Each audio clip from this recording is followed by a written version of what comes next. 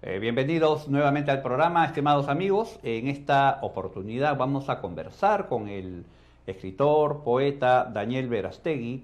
Él es un hombre de letras, nacido en Venezuela, que por cuestiones de fuerza mayor se encuentra aquí en el Perú.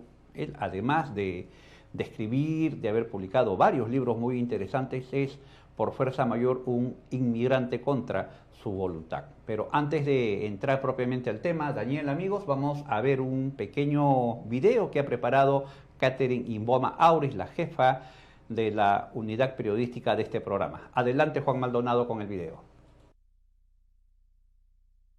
Daniel Verástegui es un escritor y poeta venezolano nacido en Barquisimeto, estado de Lara, el 28 de septiembre del año 1968. Es autor de las obras Cinco relatos, Suaves hilos dorados, El ocaso de los faroles, Refundado por el tiempo, Venezuela, víctima de la dictadura, entre otros. Al igual que miles de sus compatriotas, Daniel tuvo que dejar su país y establecerse entre nosotros. Desde su llegada al Perú, no dejó de alzar su voz de protesta por lo que sucede en su tierra. Su libro, Venezuela, víctima de la dictadura, es un claro testimonio en primera persona de lo que acontece en su patria. Venezuela, víctima de la dictadura, es un grito fuerte y a la vez angustiante, denunciando al régimen que les robó la esperanza a millones de venezolanos y los obligó a desplazarse a otros países.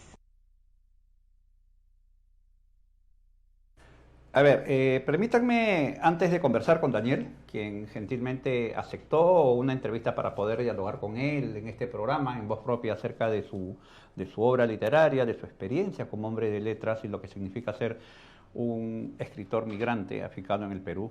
Quisiera definir un concepto propio mío, no involucra a este medio de comunicación, no involucra a mi equipo. Soy, como muchos de ustedes me conocen, enemigo declarado de cualquier tipo de dictadura, sea esta de derecha o de izquierda. Soy enemigo acérrimo y fuerte como periodista, como miembro y directivo de la Federación de Periodistas del Perú, contra cualquier régimen totalitario que subyugue, subrugue y maltrate a su población de cualquier forma, y más aún si la obliga a migrar a otros países en busca de una vida mejor. Repito, soy enemigo de cualquier régimen totalitario, sea este de izquierda o derecha. Disculpen este pequeño monólogo, pero creo era necesario para encuadrar bien las cosas, para evitar cualquier comentario posterior acerca de mi parcialización hacia el testimonio, no solamente como escritor, sino también político, porque nos lo va a dar en esta oportunidad Daniel Verástegui. Bien, amigos, Daniel Verástegui, como mencioné minutos antes, es un escritor nacido en Venezuela, es un hombre muy prolífico en cuanto a su pluma. Él es autor de obras tales como Cinco relatos, Encantada poesía, Pueblo recio, Brillante arcoíris, Hortalia, Suaves hilos dorados, Sorbos de poesía y El ocaso de los faroles. ¿No? Es un hombre que se ha dedicado a escribir toda su vida y que por cuestiones políticas se encuentra aquí afincado en el Perú. Daniel, bienvenido a Hora 6. En verdad es un gusto poder conversar contigo. Igualmente, la, la, la situación de nosotros aquí, por la que estamos, básicamente algunos podrán decir que los escritores generalmente ahí en Venezuela tenemos nuestro espacio muy reducido. Nosotros salimos a otros países buscando una oportunidad. Algunos buscarán, cada quien buscará según su empleo, su trabajo, su profesión. Pero nosotros allá en Venezuela, el espacio es muy pequeño y generalmente triunfan y salen a la luz pública escritores que verdaderamente están con el régimen. Pues la gente que verdaderamente allá puede conseguir un espacio, tienes que estar este, en común con ellos para poder visibilizarte como persona.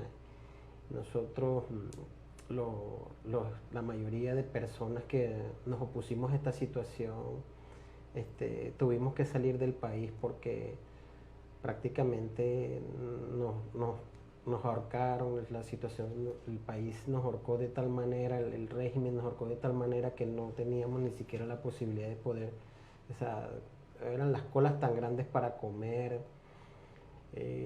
Yo quería muchas veces imprimir alguno de mis libros allí en mi país y era imposible, eso era una situación que no, por todas partes tal vez no me decían directamente, mire, usted no, sino que no te tomaban en cuenta, pues.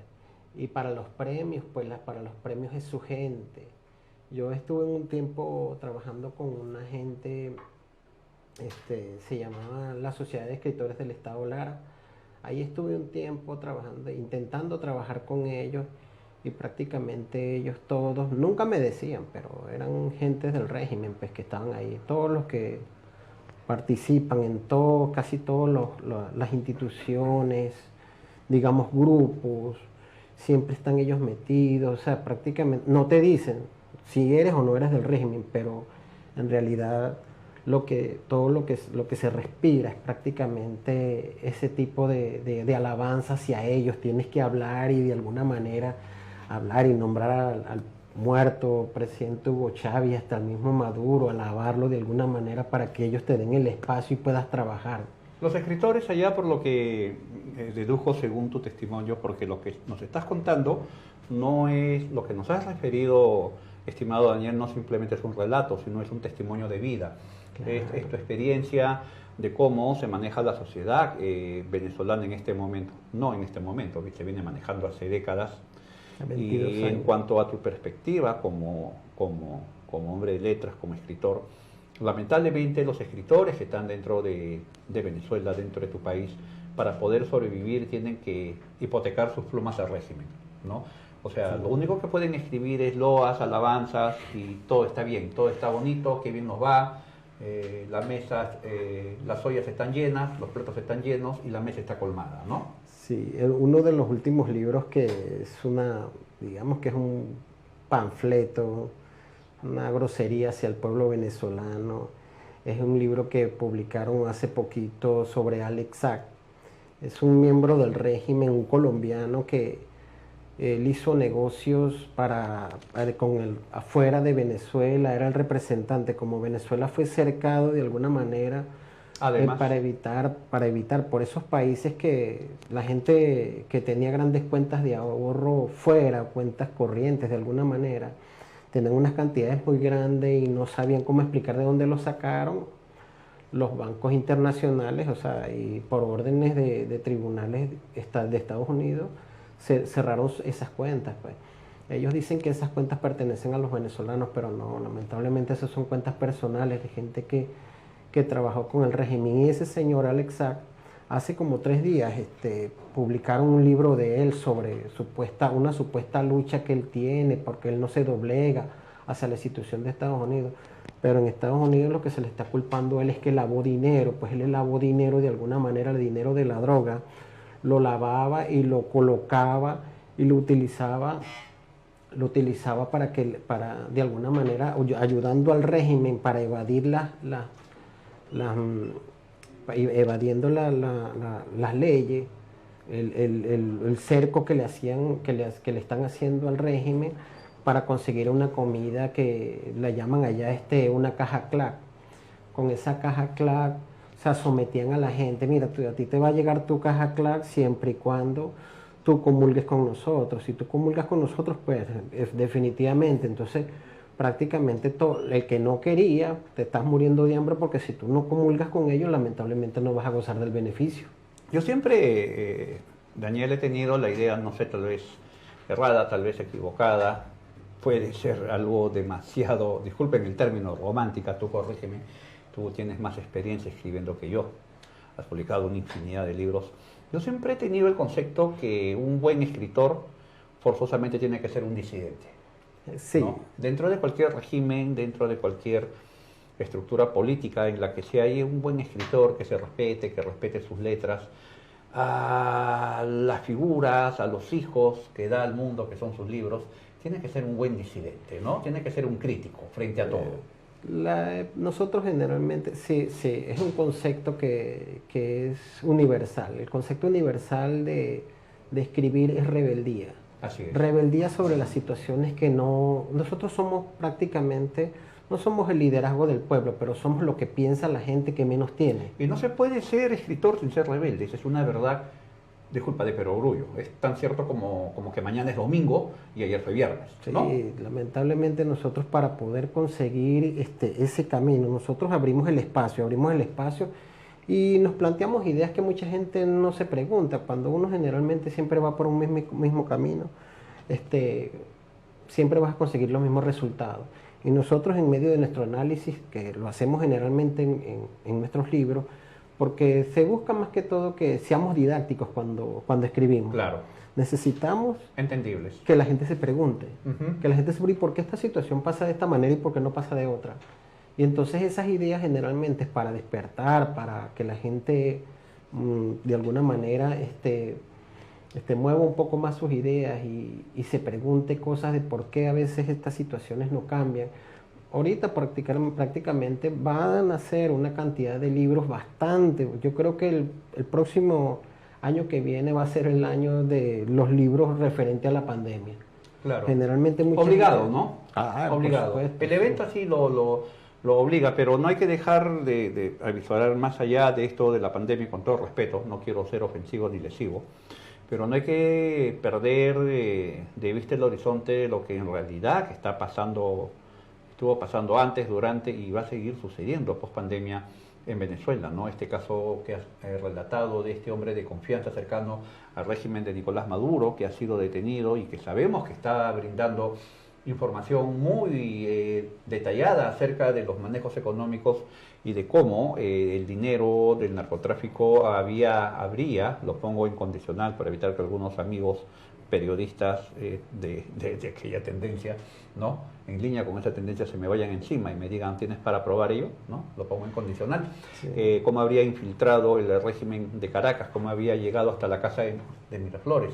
Pero la función de los escritores, tengo además también entendido, no obligatoriamente es proclamar, sino insinuar. Insinuar, ¿no? Claro. Insinuar, dejar las pautas ahí, dejar el entrecomillado, la acertada construcción de letras, de frases, para que quien nos lea, para quien te lee en este caso, pueda primero hacer preguntas y luego en base a su conocimiento, en base a su conciencia, sacar finalmente un concepto general de lo que sucede. Claro, y por lo menos generalmente los escritores buscamos esa situación, pero fíjate, en Venezuela casi que es imposible que tú puedas escribir, porque prácticamente las editoriales todas son del régimen. Compró todas las editoriales. Los periódicos, generalmente yo escribía para un periódico que se llama Periódico El Norte, que me apoyó mucho tiempo, pero ese periódico prácticamente lo expropió el fiscal general de la República, Tarek William Saab. Lo expropió. Y ahora resulta ser que todos tuvimos que huir, pues todos los periodistas, todo el mundo se tuvo que ir y dejamos el periódico prácticamente en manos del régimen, que publica sus mamarrachadas, publica sus alabanzas. Claro, por supuesto que todo está bien, ¿no? Como te dije, disculpen si esto suena a broma, ¿no? Tanto para unos como para otros. Tanto como para unos como para otros. Publican supuesto y apuesto que las ollas están llenas, las mesas están llenas de platos con sopa, con pabellón, con platos venezolanos, que nadie tiene hambre, que la atención en los hospitales es la mejor y que no falta, que nunca se corta el fluido eléctrico en las ciudades venezolanas, ¿no? Esa es la realidad de los medios de comunicación y de muchos escritores. Hablando de colegas tuyos, Daniel, supongo que la migración de escritores al Perú ha sido fuerte. Sí, bastante. Bueno, ahorita hasta ahora por lo menos no me he conseguido con ninguno porque trato de mantenerme aislado porque de alguna manera yo estoy en desacuerdo con muchas cosas. Por lo menos aquí hay una ONG que funciona y que la gente de alguna manera se ha inscrito para hacerse notar. Pero me he tratado de mantener aislado porque hay mucho descontento, por lo menos, porque yo tengo consideración. Yo no solamente me voy a lo que he escuchado en mi país, sino que fuera también yo he escuchado de que las ONG que han salido de Venezuela y que de alguna manera están funcionando en los países también han recibido mucho dinero. Y entonces de pronto... Y eso no ha revertido en las personas que teóricamente y técnicamente tenían que ayudar. Claro, entonces resulta ser que aquí hay gente que anda por ahí por la calle pidiendo dinero. Entonces digo, pero bueno, ¿y qué está haciendo esta gente? ONG. Ese testimonio que nos has brindado, Daniel, esto es para que vean, pues, estimados amigos, que las ONG no necesariamente tienen que ser de izquierda, como se acusa aquí en el Perú, ¿no? No necesariamente tienen que ser de izquierda para no cumplir con los fines y objetivos para los cuales fueron creadas. Ergo, ayudar a la gente, sino también ONGs de derecha también cometen ello, ¿no? Qué pena y qué lástima. Lástima porque generalmente... Hay mucha gente necesitada. Prácticamente la gente que está necesitando, hay mucha gente que está necesitando, ¿verdad? Y otros que están, lamentablemente, otros que están robando.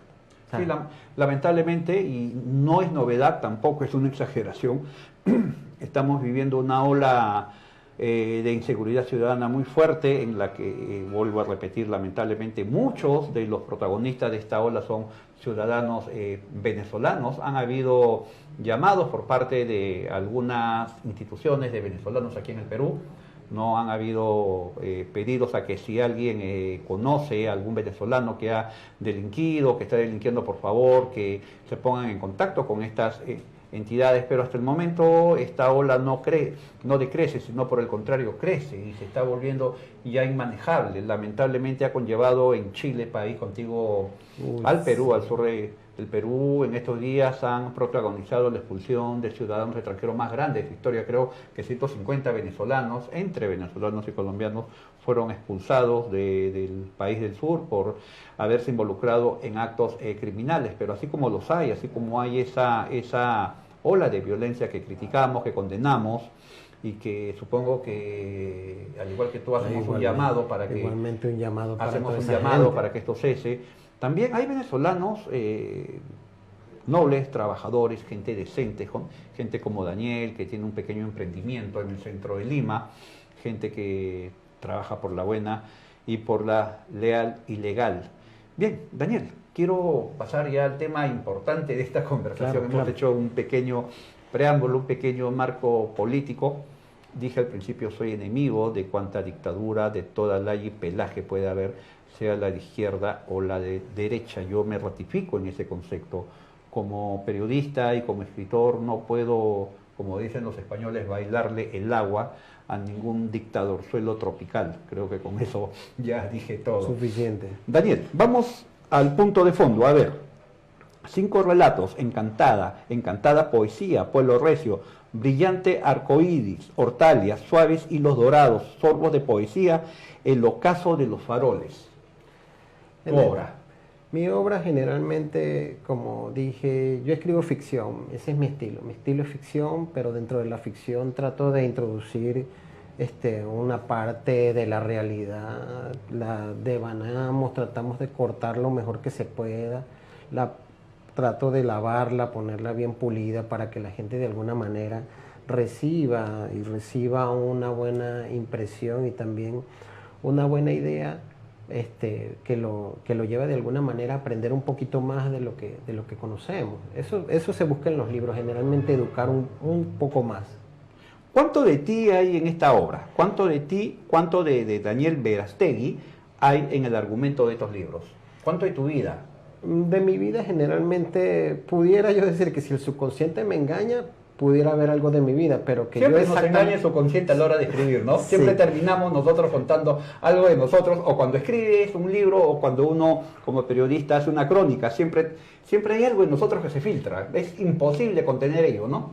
Generalmente hay amigos con los que he conversado y me han preguntado, sobre todo amigos españoles, me han preguntado: Daniel, ¿hay algo, esto te ha pasado a ti? No. Lo que pasa es que ese libro 5 relatos tiene un subtítulo y prácticamente ese subtítulo engloba mucha parte de mi letra.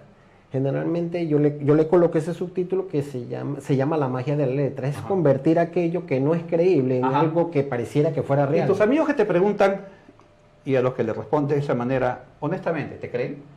No te creen. No sabré si me creen, pero tampoco... A mí no me creen. La verdad, honestamente, no creo que a ti tampoco, ¿ah? No creo que No, crean. siempre quedan con la duda, ¿no? Sí, claro, por supuesto. No sé, quien te sigue en tu diversa y gran obra literaria, de todas maneras se va a dar maña para encontrar algo de ti en cada título que lanzas, ¿no? Bueno, generalmente, pero ahorita como estamos en esta situación, por lo menos el régimen tiene dentro de las redes, tiene bot. Claro. Le llamamos bot, que son personas que generalmente se encargan de ocultarte, te ocultan como persona opinante. Ujú. Entonces, Acá también hay, por si acaso. las cuentas que por lo menos Acá también se da y en democracia. yo he tenido cuentas que son de 10.000 personas, y resulta ser que de pronto, estás bloqueado en Twitter, te han bloqueado tu cuenta. Bueno, generalmente pasa porque averiguan cómo es tu clave, comienzan a mandar información que tú no mandas, y prácticamente Twitter, sin preguntarte, llega y te cierra. Eso no solamente se da en un régimen, en una dictadura, estimado Daniel, se da en democracia. A mí me ha sucedido, este año que ya está para terminar, me sucedió 2 veces con mi cuenta de WhatsApp, 2 veces me la han bloqueado. Misteriosamente. Sí, misteriosamente. Soy crítico, quienes me conocen saben que siempre voy a ser crítico, no vuelvo a repetir, como dicen los viejos españoles, no le bailo el agua a nadie. Y 2 veces he perdido mi cuenta de WhatsApp en lugar de hacerme daño. Para mí créanme, es un galardón, ¿no? Quiere decir que a alguien estoy afectando, a alguien que indebidamente hace algo, le estoy afectando. De todos tus libros hay uno que me llamó la atención, el título, por la coyuntura, por tu testimonio de migrante, de escritor migrante, Venezuela víctima de la dictadura. En el tiempo de abril 2002, hubo unas revueltas muy grandes. No lo llamo revuelta, pero sí protestas, porque Chávez de alguna manera estaba intentando hacer un referéndum para cambiar unos artículos de la Constitución. Como la gente le protestamos demasiado, entre ellos me incluyo, pues que yo salí mucho a esas marchas. Le protestamos la negativa, pues porque nosotros no estábamos de acuerdo en ese cambio de la Constitución, que favorablemente era justo y preciso conocer de antemano que eso iba a ser a favor de él. Y entonces nosotros llegamos y protestamos durante todo ese lapso. Durante todo ese lapso, ellos tienen unos grupos que le llaman círculos bolivarianos. Así es. Los círculos bolivarianos son gente armada, Los que iban a la protesta eran familias con sus hijos cargados, personas que iban de repente caminando solamente. El pueblo venezolano. Sí, todo el pueblo venezolano, en todos los estados íbamos marchando, y resulta ser que los círculos bolivarianos, delante de los policías o detrás de ellos, nos estaban disparando. Sí, he visto videos. Entonces nos dispararon. Muy fuertes al respecto de la represión. Tengo en la retina uno, es un video tomado desde un piso superior de un edificio, en un conjunto de edificios, que la policía persigue a un joven estudiante, lo cercan y disculpen el término, pero creo que vale la pena para que entiendan, lo reventaron a patadas al chico. Entre 5 o 6 policías lo patearon en el suelo, no solamente en el cuerpo, en la cabeza. Ese video está en redes sociales, pueden ubicarlo para que comprendan cabalmente qué significa vivir bajo una dictadura. Es prácticamente en ese tiempo que comienzo. Yo tengo un blog también, que se llama Hablando en castellano hablando se llama. Uh-huh.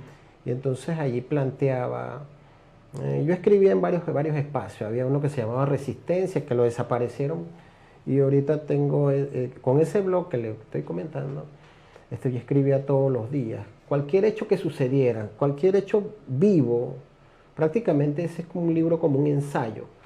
Durante todo ese tiempo, todos los días estuve escribiendo un acontecimiento que sucediera, pero lo escribía para que quedara patentado que eso había sucedido. Para que quede testimonio de lo que se está viviendo allá, ya que no hay medios de comunicación libres, no existen medios de comunicación democráticos que nos puedan brindar información directa de lo que acontece allá en Caracas. Me refiero no solamente a la crisis económica, a la crisis humanitaria en sí, sino a algo que nos debe interesar, que no nos debe dejar de interesar, que es la crisis desde el punto de vista de la represión del régimen contra aquellos que tienen la osadía de salir a protestar contra lo que sucede, contra el manejo de gobierno. Es bueno tener plumas como la tuya, Daniel, que dan testimonio de todo lo que está viviendo el pueblo venezolano en este momento. Resulta que para ese tiempo fui con un trabajo que, conversando con una amiga que está en Inglaterra, estuve conversando con ella y me dijo, Daniel, ve colocando cada joven que hayan asesinado durante el día. Y entonces en el lugar donde fue, en el estado donde fue, fui contabilizando una cantidad. Yo cerré el libro porque la protesta duró casi cerca que hasta julio, desde abril casi que hasta julio duró la protesta. ¿Cuántos jóvenes contabilizaste? 183. 183 De ahí me salté y me quedé tranquilo. Bueno, eso es una información para que de alguna manera el fiscal que visitó a Venezuela, el fiscal de derechos humanos, visitó a Venezuela y también conozcan de verdad todo lo que sucedió. En ese libro están los nombres con su número de documento y que fue una persona que existió. Claro. Entonces, 183, y de ahí en adelante que yo terminé el libro, lo subí y lo publiqué, siguieron matando gente. Y claro, todo eso quedó en el silencio, o sea, nadie lo supo, eso se quedó allí, lo ocultó el régimen. Una cosa que le iba a comentar, allá por lo menos la gente dice, oye, los canales de televisión, ellos hicieron una ley que la hicieron por el Ministerio de Telecomunicaciones. Ellos hicieron una ley que se llama la Ley Resorte. Si un periodista o cualquier medio de comunicación se pronuncia en contra del régimen, ellos prácticamente se llama Ley Resorte porque ellos definitivamente obligan a ese canal a que le dé explicaciones, y si tú no le das explicaciones certeras, lamentablemente te cierran el medio y te quitan la señal. No, eso sí, tengo conocimiento como periodista que esa ley está vigente, se aplica en Venezuela, y lamentablemente por acá, por el Perú, hay algunos políticos, hay algunos miembros de la sociedad peruana que aspiran a tener una ley similar, no solamente de izquierda, también de derecha. Claro, también de derecha, hay gente de derecha y de izquierda que aspiran a tener una ley de control así sobre los medios de comunicación. Daniel, el tiempo en medios de comunicación, has escuchado esto, es lamentablemente tirano, tenemos que ir despidiendo esta conversación. La verdad, muy agradable para mí conversar, saber de tu obra, saber de tu persona. Conocí a Daniel de manera fortuita en el centro de Lima, ingresé a su negocio para comprar unos artículos, unas fotocopias de una investigación periodística que estoy llevando a cabo, y conocí a Daniel. Me preguntó si soy periodista, había recibido una llamada, le dije sí, yo soy escritor, inmediatamente conversamos algunos temas en común y la verdad me animé a invitarlo a esta mesa de diálogo para conocer más acerca de su obra y de lo que como escritor y sobre todo como migrante está viviendo. Te agradezco bastante mucho, Daniel, por tu presencia, por tu visita. Además está decir que esta es tu casa y que más adelante nos vamos a seguir juntando. Sí, Dios Supongo que el 2022 vas a seguir publicando. Sí, ¿no? posiblemente. Sí, te animamos a que sigas publicando y a ver si hacemos el lanzamiento de tu obra, de tu nuevo hijo, aquí en Voz Propia. Estamos a punto de llegar a diciembre, amigos, diciembre, mes de Navidad. No olvidemos esto, a pesar de la crisis de inseguridad ciudadana que vivimos, de la crítica que hacemos a aquellos venezolanos y venezolanas de mal que nos agreden, que nos han robado y que en muchos casos han asesinado peruanos, los cuales merecen no solamente el repudio, sino pena efectiva de cárcel, no la expulsión fácil y sencilla, cárcel, que paguen acá que sean encarcelados. A pesar de ello, no olvidemos esto, viene Navidad y José, Jesús y María también fueron migrantes. Bien.